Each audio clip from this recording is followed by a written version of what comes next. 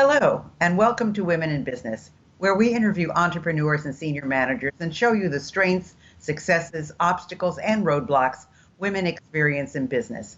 Since I believe every person in business needs to be visible, I'd like to invite you to watch www.sob6, that's the number 6, tips.com, which will give you some valuable information should you get the call to be on radio or TV, which I think is extremely important. If you'd like to contact me personally, drop me a line at Gayle Carson, that's Gayle, Gayle Carson 13 at gmail.com, or go to my website, www.spunkyoldbroad.com, and sign up for my weekly newsletter. Hi, everyone. This is Gayle Carson, and my guest today is Roberta Ross. She's a highly successful speaker, entrepreneur, and business coach who empowers agents and entrepreneurs to create a business and life they love. Her unique ability to help others tap into their inner genius, bridge the gap between where they are and where they want to be, and make more money, experience more joy, and succeed with ease is what sets her apart. Welcome, Roberta, and I love your message. Thank you so much. It's a pleasure to be here, Dr. Gayle. Well, you had some kind of a journey to get to your mission of helping others make more money, experience more pay, and succeed with ease. So share that story with us.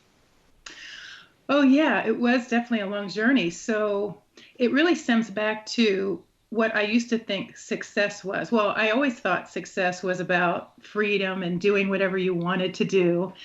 But I thought that the path to getting to that place was to make money. And the way to make money was to work really hard. And so I did. I worked really hard. And long story short, I was traveling and speaking. I was, before that, a salesperson.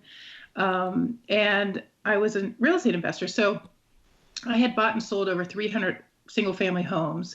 I was the number one salesperson selling marketing software. And I had broken all the records in my first year and became the top earner in my second. Then I was speaking and coaching. And in my height, I gave 120 speeches in 1 year. And so I guess you could just say I was really busy and working very hard. Well, it sounds like you're an overachiever too, my heavens. I understand the speech thing because that's in my speaking career. I spoke, I did 135 programs a year for 20 years. However, I was not also selling 300, buying and selling 300 houses. So, I mean, you've really combined a lot of things into your life. Yeah, well, that didn't all happen in the same year. Oh, okay. It sounded like you were doing all of these things at one time, and I was thinking, wow, this is a Wonder Woman. Well, I actually was at some level, but not all of those houses. So buying and selling, that was over the course of several years. But you are the master. You're the most hardworking woman I've met. So I think that you might be wired more for hard work. I was like gritting it out. You seem to handle your hard working with such grace and ease. But for me, I was like this pick yourself up by the bootstraps, mind over matter person, and I took a lot of pride in that. And I think our culture teaches us to do that. And then one day my straps wore out and I couldn't get out of bed for days.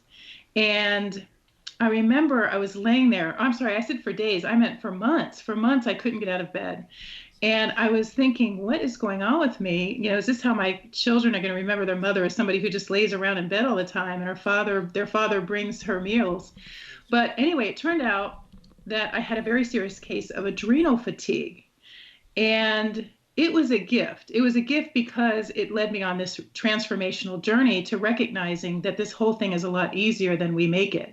And that I was working so much harder than was necessary. And it actually transformed the way that I do everything, the way that I parent, the way that I am a spouse, a friend, a coach, a business person, a speaker. And it has rippled out to the people around me, which has led me to be on this mission, helping others make more money, experience more joy, and succeed with ease. Well, I'll tell you, that's a great mission, and I thank you for the compliment, by the way. And I am very hardworking. I've just always loved it, and I mean, when I was three years old, I told my mother that I was never going to get married and I was going to have a career. So you can imagine, I've just always been geared that way. Well, I You did had a get married. vision. I did get married because I met a terrific guy, but I can tell you that is kind of my history. On the other hand, you know, this adrenal disease you had, this is something that I guess I have never, well, I shouldn't say I've never heard of it. I've heard of adrenal glands, but it's amazing that you were kind of bedridden for all that time and didn't have a diagnosis really. I mean, it took you quite a while to find out what it was. So thank heavens for that.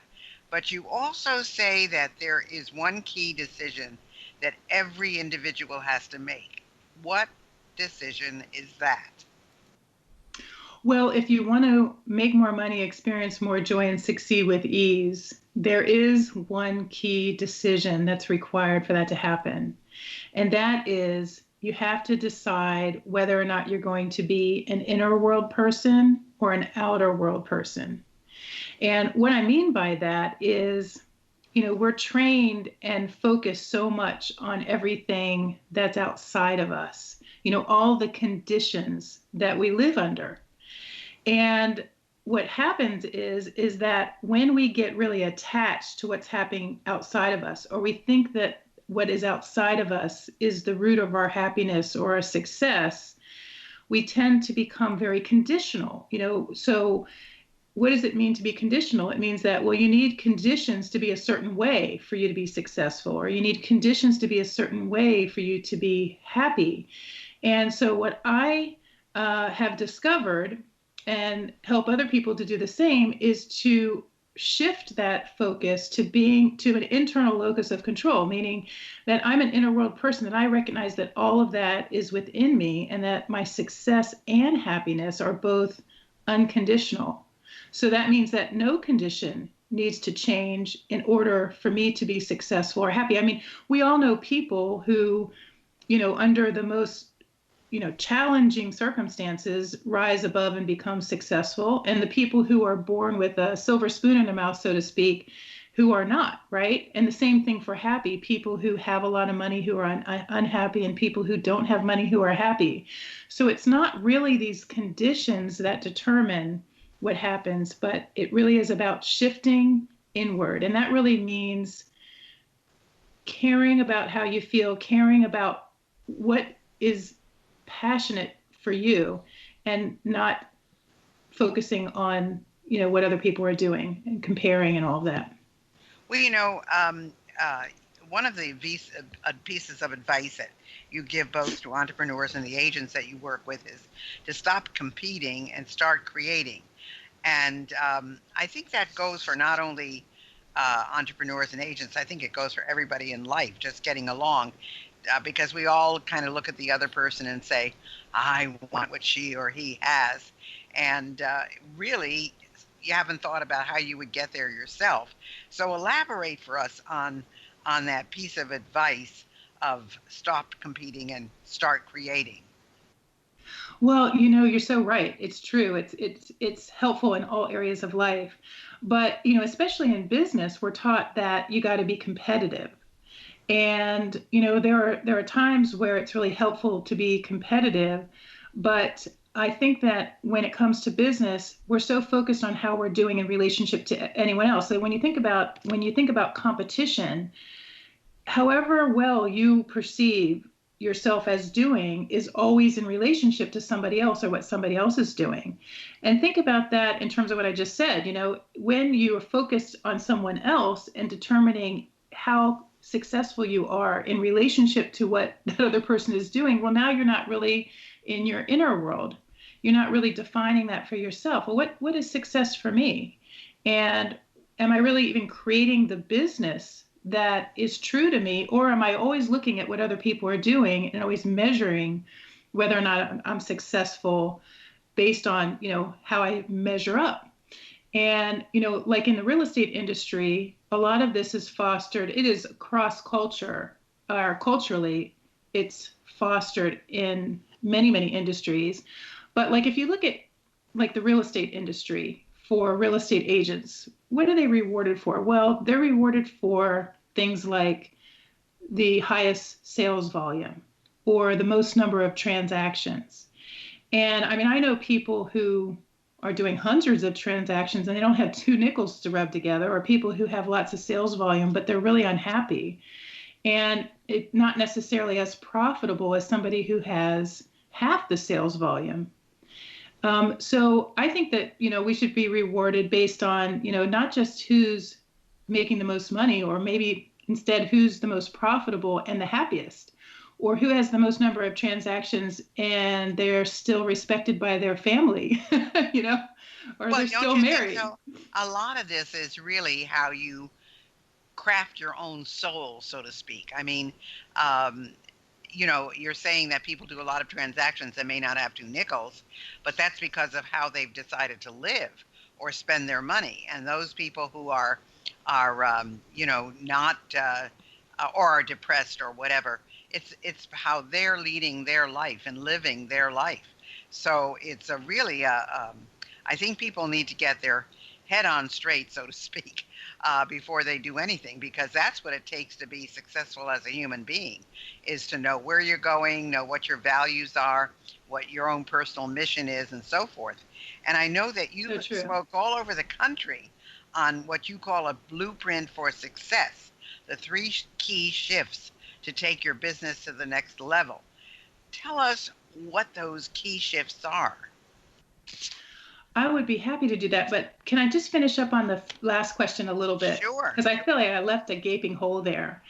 Well, really, this whole idea of make more money, experience more joy, and succeed with ease really comes from recognizing that success is about more than money. It's like, how much fun are you having? And are you having to work yourself into the ground like I did? Or are you able to set yourself up to really be a magnet, to have things flow to you?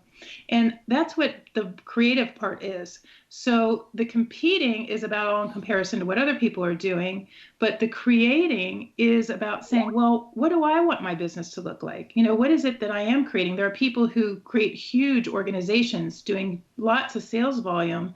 And then, they realize, well, wait, this isn't even exactly what I wanted. I was just thinking that bigger is better. So the person who creates their business is somebody who goes within and says, what is my desire here? What is it that I want to have? What kind of lifestyle do I want to have? What kind of product or service? How do I want to be exceptional at that? That's what I mean by being creative. So this blueprint, shifting over, is really helpful to agents and entrepreneurs about understanding structurally how to set yourself up to have a really successful business. And the three key shifts are: one is to get out of the habit of doing everything yourself and incorporate leverage into your business. There's so many tasks. Like if I were to ask everybody listening who's a business person or a professional, how many tasks, does it take to do the job that you do, or to, conduct business, from A to Z? And most people will say there's just a lot of tasks, maybe it's 50, 100, 200 for some people. And so I always ask, what are you going to do better, 5 things or 100 things? And everybody always says 5 things, but most of them are doing closer to 100. So I encourage everybody to really incorporate leverage. There's never been a better time, in the world to be able to leverage so many things we can outsource and systems that we can put in place. But leverage is about more than time and, delegating tasks. It really is about being able to be present in what we do. When we're so occupied doing so many tasks, it literally robs us of our ability to be present with our clients, present with the people we work with, present in the passionate part of what we do. So that letting go is about time, but also definitely about tapping into, creating the space for us to tap into our creativity. But Roberta, that is so hard to do. People just, first of all, people do not believe anybody does it the way they do it. That's number one.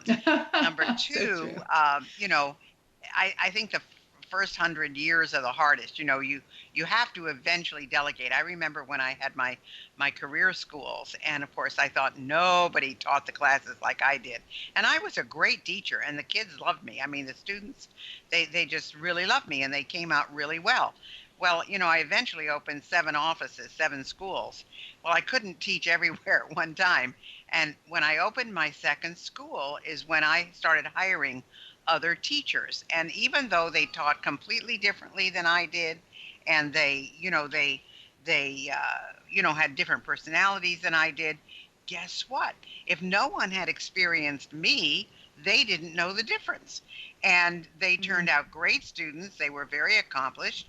And that really taught me. And that's really how I grew, is by as I added more things to my business and added more courses and added more kinds of curriculum, I added more teachers. And it was really interesting because eventually, I had 7 offices instead of one. So I get what you're saying, but I can tell you it's hard to convince yourself of that if you've never been through it, because you think you are the best. It's such a So great what's shift? What's example. shift It's such a number great two? example. But let me just say this. Would you ever go back once you understood that leverage, Oh, no, trying no, to teach no, all those classes yourself? Right. no, So it's a little hump, absolutely but not. once you get Yeah. past it, you can get real used to it. So what's your second shift? So the second shift is recognizing that no matter the business we're in, our the number one thing that we really get paid to do, like a lot of people think that it's whatever industry they're in, like, oh, I get paid to teach, or I get paid to sell widgets, or I get paid to, represent people and that type of thing. And, there's a lot of things that we do, but from a business growth standpoint and a revenue producing standpoint, the number one thing we all get paid to do, for the most part, there are some exceptions, but is building relationships with people. And so when everyone wakes up every day, planning their days, planning their businesses, or at the end of the year, planning their next year, I encourage everybody to really focus on what percentage of your time are you spending engaging and connecting with the key people in your sphere, in your market, in your industry, because it's all about relationships and reaching out to them, focusing on other people and what's in their best interest, and finding all kinds of ways to connect that resonate with you. I Um, so agree with you, because I had a friend, or I have a friend, who was the top salesperson for a Fortune 100 company for years, like 10 years in a row. And they wanted to promote him to sales manager, which would have just killed his whole spirit, because great salespeople make terrible sales managers, and because they hate the paperwork. But what he was great at doing was connecting people.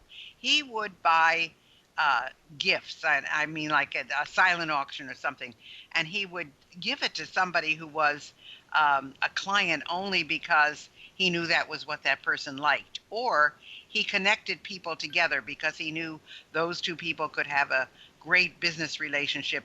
They had nothing to do with him, but with each other, and he got more contracts and more sales, because I guess you would now call him a connector, because that's what he did. Even though he was selling, he was a great connector. So absolutely, I totally agree. Relationships are key. All right, number 3 coming up. all right. So number 3, and I have a story about building relationships too. I want to just throw in something in there that most people don't think about. And that is that when you build relationships, let those relationships breathe. Let them breathe, because, a lot of times we think, oh, I got to be in touch. And we get to be like, we're like a rabid dog foaming at the mouth, and we like hound ourselves on people, trying to make it happen, make it happen. Well, when we succeed with ease, we recognize that all of our connections will come around, the opportunities come around, but we have to be in a state of trust and allowing those things to develop. And I have so many countless stories of when I've let those relationships breathe, just reached out to somebody who I really felt genuinely drawn to, and the enormous opportunities that lie on the other side of that, letting that relationship breathe and not trying to make everything happen right away. So I just like to I throw ditto that in. that. I think that's great, because you get all wrapped up in these things, and you really don't have a good sense of who, how, when, and where. So that's a great piece of advice. All right, we're All ready right. now for three. Okay. So the third one is to build your business around what I call your IC, your ideal client. So what do? We try to be everything to everybody, but we all know that, or maybe we've heard that when you try to appeal to everyone, you end up appealing to no one. And yet most people fall into that trap anyway. And so I encourage everybody to get really clear on who their ideal client is and then use that as a filter for everything that you do, a filter for your business decisions, a filter for your messaging, your marketing, your graphics, everything, making sure that you are turning yourself into a magnet for the right people and not just all people. Like if you were selling a product, like let's say shampoo, most people, an entrepreneur would say, well, I have this great shampoo. And if you were to ask them, well, who's your ideal client? You would say like, well, everybody who has hair, I want to sell to everybody. But the reality is that that's not how consumers make their decisions, right? We don't just go to the store and look for the word shampoo and buy it. No, we look for something that's right for us. It might be based on our type of hair. It might be based on the kind of products we want, like whether it's an organic product or whether it's just based on price. We just want the cheapest product. And so it's important to know who your customer is so that you can target them. And it influences everything, your messaging, your packaging, and so forth. Build your business around your IC. I totally agree, Roberta. But it's so hard when someone's starting out in business. It's so hard to say, this. I mean, you can say it and you can know it, and you can aim towards it, and you can brand yourself and you can package it. But when that client comes with a money with a check, it's hard to say no. But I agree with you. Getting your avatar, your ideal client, is so important. Well, we have about 5 minutes left, so I want to make sure we get to some of your other points, and also that people will know how to get in touch with you. One of your common phrases is, our attention is our currency. What do you mean by that? Well, once we get this is the most empowering statement. And our attention is our currency. Well, everything that we focus on expands. And our greatest power is where we put our attention. And the reason why most agents, entrepreneurs, business people, everybody, really, everybody, every human, the reason why most people don't accomplish their goals and their dreams is because they are putting their attention on what they don't want instead of what they do. So it might come in the form of scarcity, or it might come in terms of, focusing on their doubts and fears. Every business decision that we make is rooted either in the truth of what we want or the fear of what we're afraid won't happen for us. And so as we become inner masters, right, choosing to be an inner world person and learning how to be conscious of our thoughts and making sure that we're always shifting them to something that we want in a state of trust that we'll get it. If I say, oh, well, I am focusing on what I want. I really need more sales. I really need more sales. I really need more sales. Well, that's not really focusing on what you want. That's really a fear-based, I'm afraid that I don't have enough. It's a scarcity mindset instead of focusing on, well, what can I do right now to produce more sales? So our attention being our currency, when I think about, it's like if you had money for every second that you put your attention on something, where would you spend it? Would you spend it in your doubts about your ability to be successful, or would you spend it on the action or the steps that you can take that are going to move you forward? And become very, very mindful, because every minute that you spend your attention on something, is an investment. Well, I want to ask you about your hiking on the Appalachian Trail by yourself, but I want to make sure we get your information in. So where can people get a hold of you? Do you have a gift for somebody? If they go to your website, what will they find? What's the best way to find Roberta Ross? Well, I have a number of websites. The easiest one is to go to robertaross.com. ROBERTAROSS as in Sam.com. Or if you're in real estate, sixfigurerealestatecoach.com. And when you go there, you can subscribe to a newsletter I have called Free Yourself to Success. I also have a podcast coming out by that name. But if you go to that website, Free Yourself to Success is a free monthly message that just helps you get out of your own way. Wonderful. Well, real quickly, tell us about hiking yourself on the Appalachian Trail. We only have about 2 minutes. 2 minutes to talk about my 1,000-mile hike. Well, let's just say I believe it taught me to follow your passion. I was 26 years old. It was 1992. And I discovered the trail and I just had to do it. You know, when you really are passionate about something, there's just no question. And that's how you know whether you're on the right path or not. But the trail, so I started hiking at the southern terminus, Springer Mountain, Georgia, and ended up hiking for the summer to 1,000 miles to Harpers Ferry, West Virginia. And it taught me so many things about life and business, way more than we have even time to even talk about one thing. But I will say this, when you follow your truth and you become an inner world person and you respond to what's going on inside of you, this was just something I learned about and then I just knew I had to do. All kinds of opportunities open up for you. It was the most incredible experience, you know, life-changing. I ended up 2 weeks into the trip, I met my husband in the mountains of North Carolina. We've been together 26 years now. So that's the long and short of it. That's a good reason for everybody to go hiking on the Appalachian Trail. Because you might find I wouldn't suggest looking for a husband there, but I certainly didn't expect that. Well, it has been a delight, Roberta. And remember, if you want to find out more about Roberta and what she has to offer, you can go to Roberta Ross, ROSS.com. If you're in real estate, you can go to sixfigurerealestatecoach.com. So thanks so much for being with us, Roberta. We loved our time with you today, and hopefully people will be in touch with you so that they can begin to understand how they can operate their business in a wonderful and joyful way. Thank you so much. Thank you so much. It's been my pleasure. Thanks for listening to Women in Business. I hope you enjoyed today's show. And if you have any suggestions as to who you'd like me to have as a guest, just email me at gaylecarson13@gmail.com. Be sure to check out www.sob6tips.com. And in the meantime, go to www.spunkyoldbroad.com to see the resources I have for you.